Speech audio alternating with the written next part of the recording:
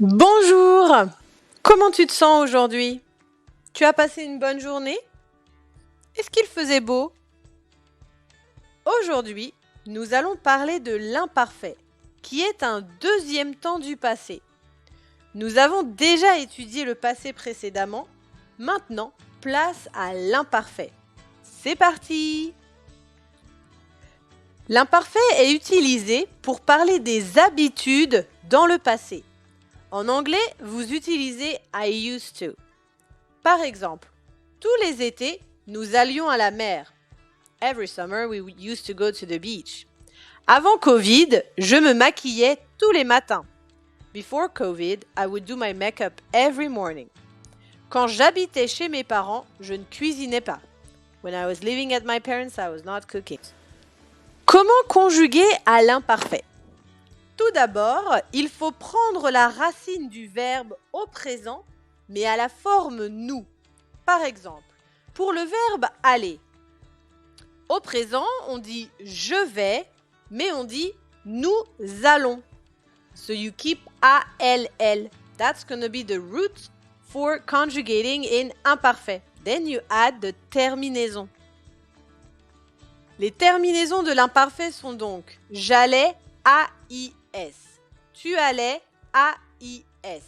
Il, elle, on allait, AIT.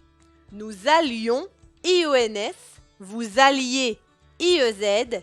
Ils, elles allaient, AIENT.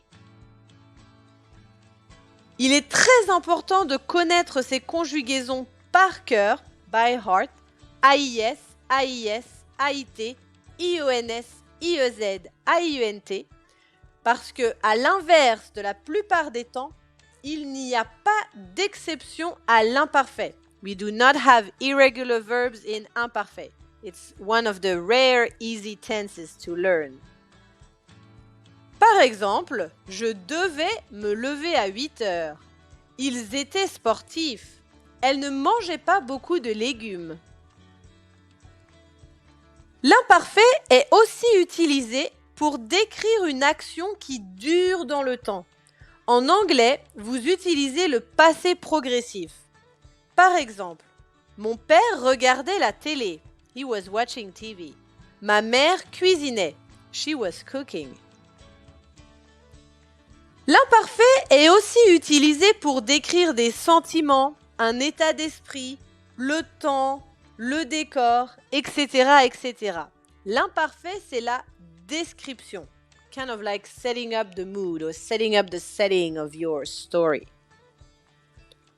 Par exemple, tu étais malade hier? Il faisait beau tout le week-end.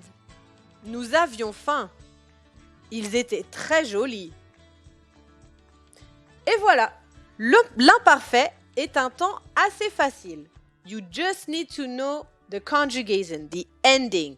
AIS, AIS, AIT, IONS, IEZ, AIENT. Maintenant, c'est à ton tour de pratiquer. Qu'est-ce que tu faisais quand tu étais jeune que tu ne fais plus maintenant? That you don't do anymore nowadays, today. What you used to do when you were maybe younger. Et voilà, c'est fini pour cette vidéo. À bientôt!